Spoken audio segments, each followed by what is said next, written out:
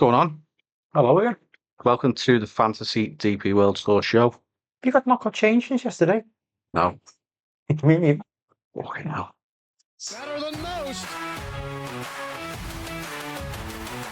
Many doubted we'd ever see it. And here it is. Right, we're back. You joined us yesterday. Yeah. For the golf show. If you didn't, go back and watch that. Massively appreciate that. We covered off the events from this week, BMW and the Pro Tour, and had a little look at this week's upcoming French Open, which we're going to dive a bit deeper into here, as well as talking off how we got on in our fantasy team last week and our picks for this week. Not bad. Not For bad. you. Not bad for with me. We just get straight into this, yeah. Let's do it. Should we go for the last week at the BMW PGA?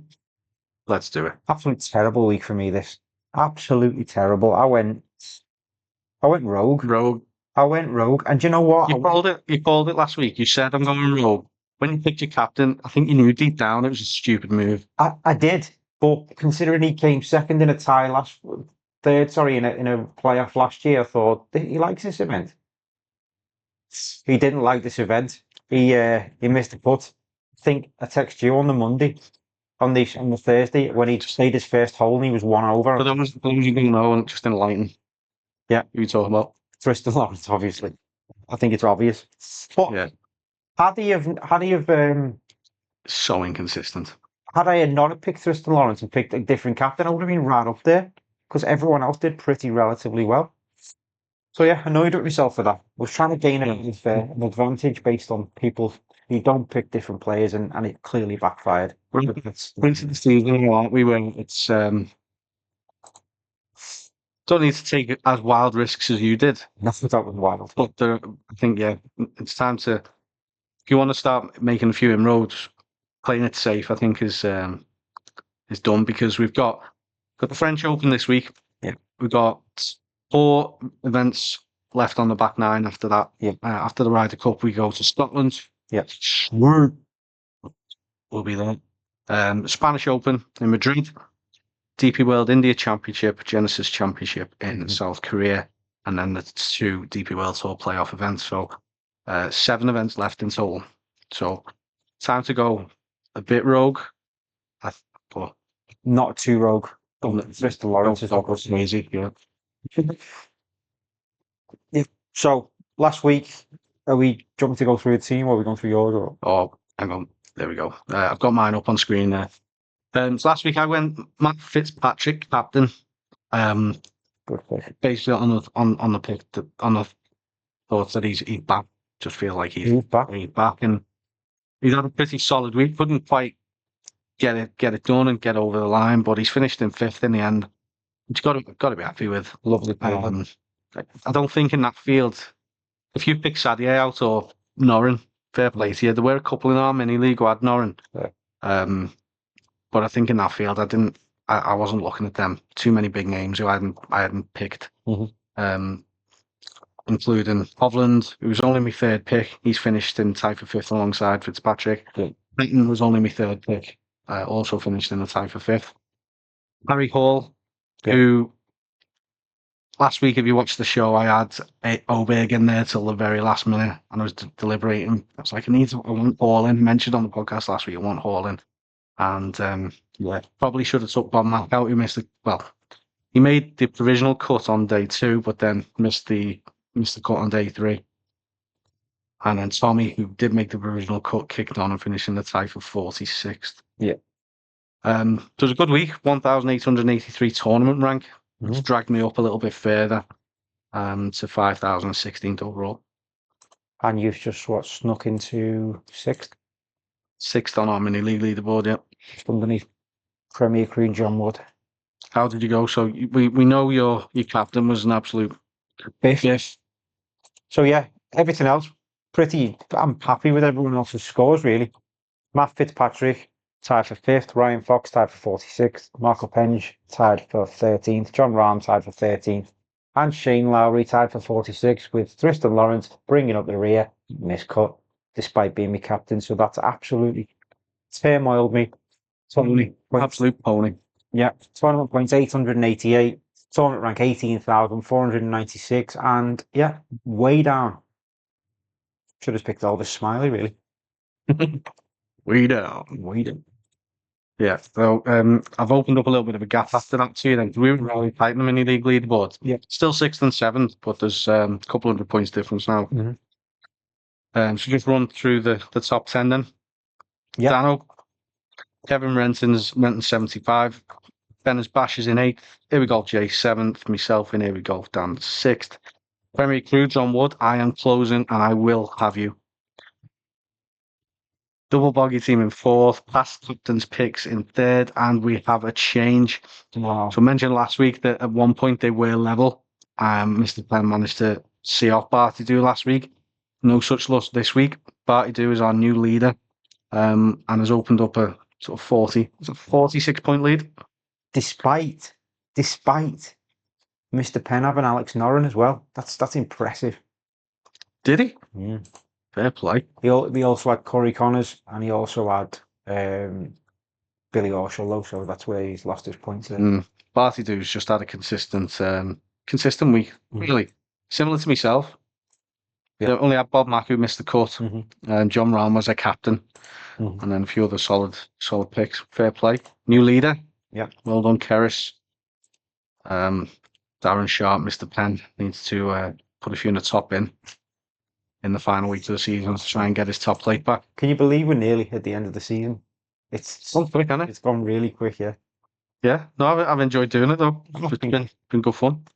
Few highs, few lows. We'll do a season review, I reckon. Yeah. After the DP World Tour Championship, we'll look back and pick out some memorable moments and some dreadful weeks. And maybe I think what we'll do this season, we'll do some predictions next season, like breakout player. Who do we think is going to win the majors? And then we can in 12 months' time and come back and look and see how many we got wrong. Yeah, it's a good shot. I like it. It's been lovely watching. Sorry, this is going on a bit, but it's been lovely watching the likes of Coover and Lindell, Penge come out and do well, isn't Yeah, John Parry. Yeah, He's yeah. been around for a while, but he finally managed to assert himself really. Yeah. In DP World Tour this year, which is it's good to see, especially in the majors as well. Yeah. Anyway. Yeah. FedEx Open de France.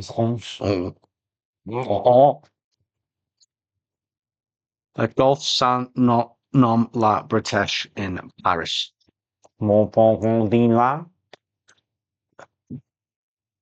Yeah, so that's coming up this week. It's the oldest European national open. Yeah. So outside of the British Open, it was inspired by the Open. First held at La Boulie in 1906. Yeah. So it's getting on a bit. So it's been in the Golf National since 1991. Isn't it crazy though? Crazy that this level of golf is only 100 years old. That's it. Given how old the Earth is and stuff, and how long we've been around, we're so in the infancy of life. I'm telling you. That's sorry about the philosophy lesson there. Christ. Yeah. And how much the technology is the pace of everything developing over the last 100 years has been a lot faster than than probably the 1900 years before it. Definitely. Yeah, got a lot smarter in the last 100 years. Haven't we? Well, we haven't. I haven't. Wasn't it? Yeah. So Le Golf National has had this since 1991. Yeah. It's getting some renovation and construction work done on it. So it has moved over to that place I just butchered the name of. Call it no. First winner of the French Open was French golfer Arnaud Massy. Oh, right? Yeah, and he won the Open the year after as well. Yeah. First non-British player to do so. We've had major champions have won this in the past, such as Seve, Cernic Faldo, and Bernard Langer. So it's some illustrious names and prestigious tournament, really. Yeah, quite a big one. I think it's just the fact it's surrounded this year by the Ryder Cup and the BMW. It's been unlucky there. Kind of takes a bit of the shine off it because obviously it's not attracting the top players. But it's a standout event in its own right. Definitely. And sponsored by FedEx as well, I think, shows you how big it is. FedEx will be disappointed. Yeah. So, we got any thoughts before we actually pick our teams out? Should run through the sort of main antagonists, really. Go down in order of world rank. Corey Connors. Yep. Any thoughts? Missed Miscut last week at the BMW. I wasn't impressed with him at all last week, but he did have a good second round, so maybe that's a sign of things to come, but don't think I'd be picking him for that reason. No. Started off the season quite well. Distant first few months since 2025, but he's been hitting. You don't get to 25th in the way being a bad player, do you? Being You don't. inconsistent, so. Nope. And in this field, he's standout. Next in the world rankings is 15 places below him, Ryan Fox at 39 And not just that, he's only 30% selected as well. in the game. Yeah. A lot of people not fancying him. Who? Corey? Sorry, mate. Ryan Fox, Aussie. Yeah. Again, he's had a bit of a purple patch in the middle of the season, and the last couple of months seems to have slowed down a bit, would you say? I don't know, really, because over 28th, after 19th, 65th, miscut, 46th in his last 5 events. Not bad. At what? 46th, miscut, 65th, his last 3 events. That's pretty bad. Yeah. But at least he's been. When you're the one who's someone who's going to get you some points as like a top 20 finish. You need top 21. Yeah, not for me, that. Next on the list is Thomas Dietrich of Belgium. Yeah. Yellow glove. Couple of has he won once or twice on the PGA Tour this season? He's had a pretty strong year, I think, anyway. Yeah. Up to 42 in the world. Very high selection though, and I feel like during this back end of the season, you want to be going for the lower selection players, but you also need to be safe. It's such a catch-22. Just the one win in Phoenix in February. Bit inconsistent since, actually. A few miscuts in there. But last week he showed on the last round how good he was. It is a sign of things to come, I think. You think he's back? Is that a glimpse of... I think so. For the last round, yeah. And it's a completely different thing. And there's no point in even looking at last year's stats, really, because it was like Golf National. It's a totally different test, this course, isn't it? So, yeah, good point. That, to be fair, actually. Yeah, course history and tournament history is not a thing, I guess. No. What do we talk about? Patriotism. We mentioned it on the main podcast on the golf show. Yeah.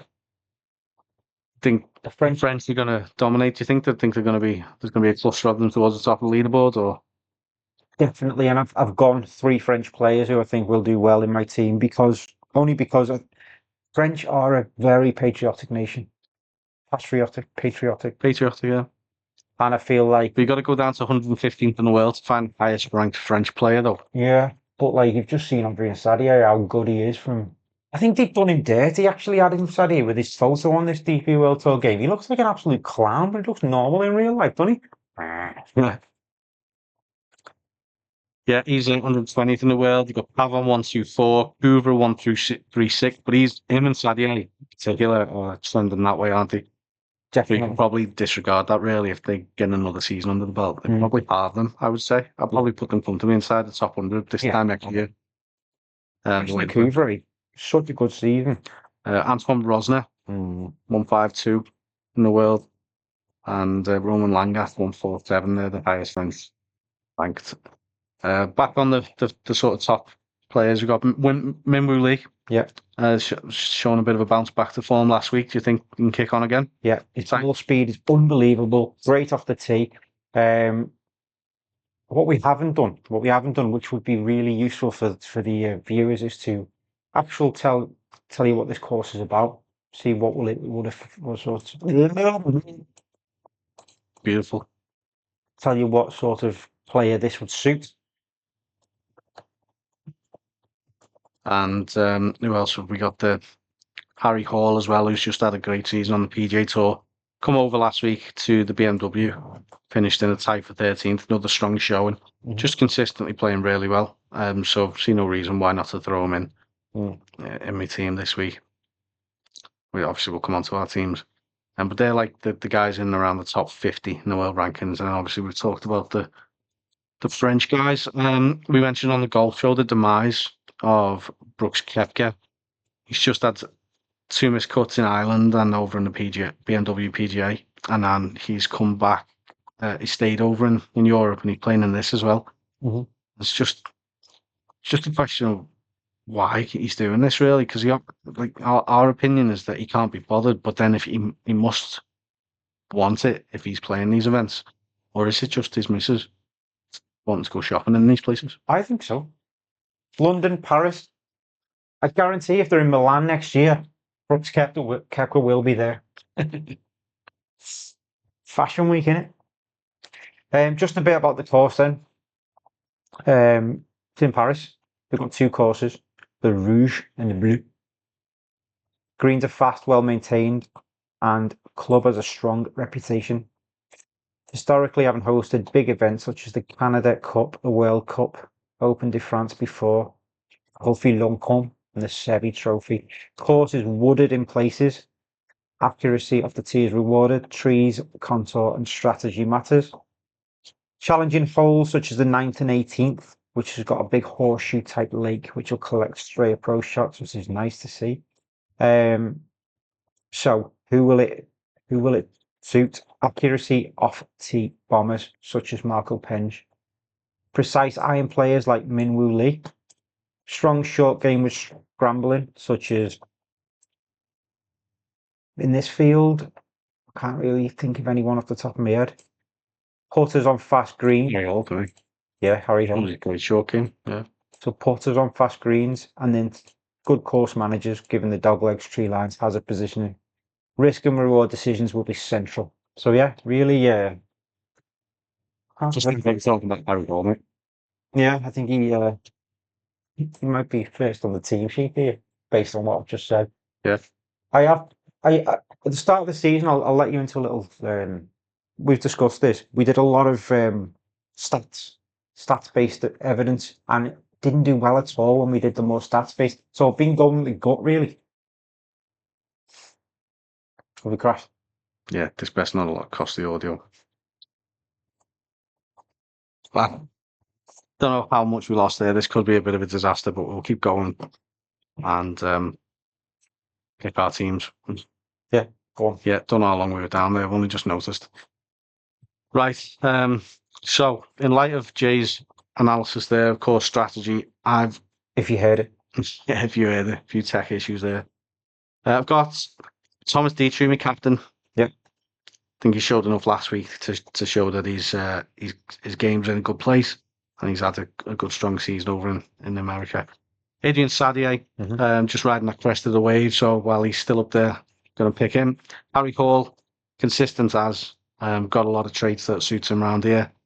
Antoine Rosner, who we've got a bit of PTSD about picking from early on in the season. And we both said we wouldn't go near him again, but I've decided to use him for the second time this week. But he's shown in America that he's consistently sort of playing okay now. So I'm going to let him off. But I've been burnt by having that attitude towards Tristan Lawrence previously. So you better make the cut, Antoine. You better make the cut, or you're staying in with Tristan. Last 2 picks: Martin Coubra, 4th pick for him this season.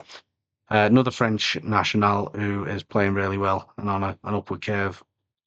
And then Tom Vaillant, another Frenchman who showed up well in the early parts of the BMW last week, who might well do well back in his home country, who's had a consistent bit of form recently. Have you seen Martin Cobra's form, by the way?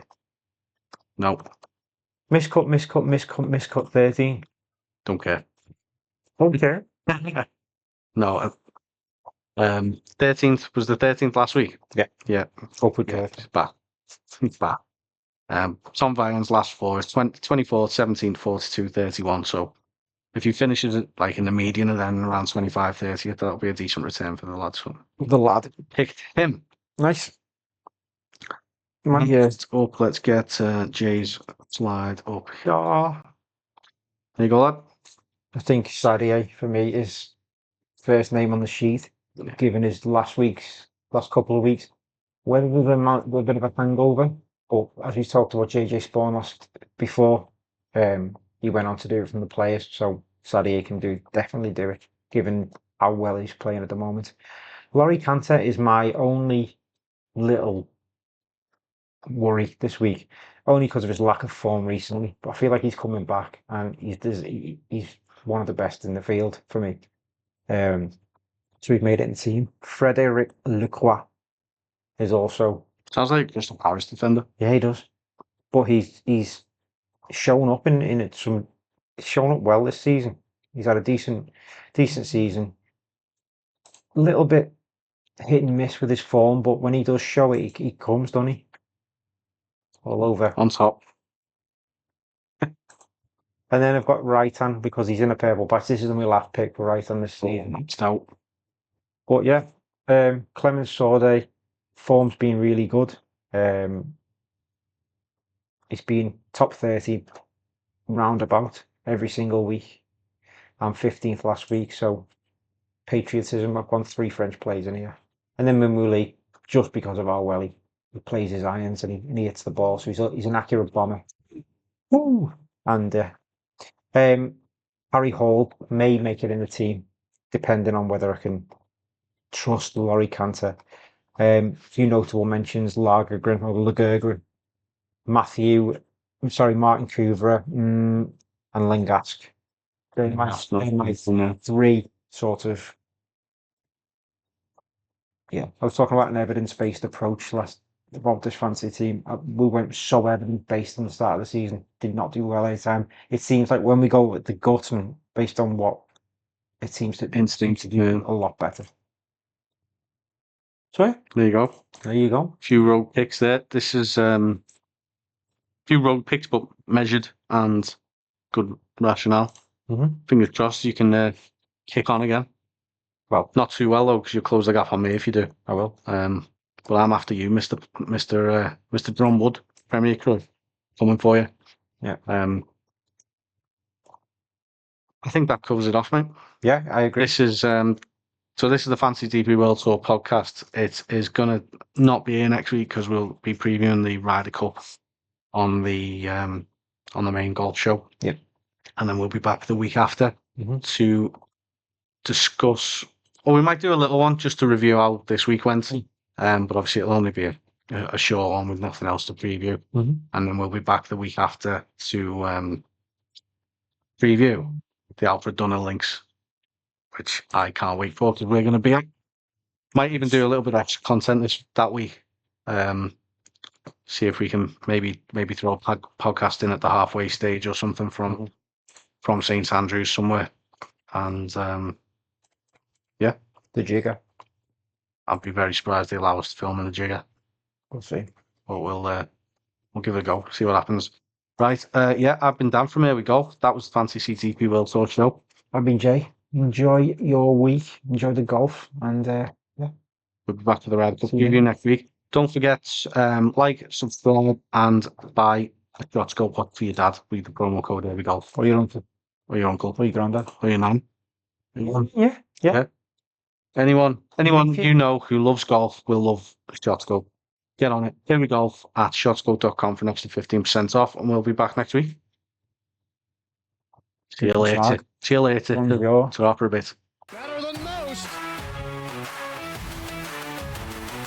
Many doubted we'd ever see it.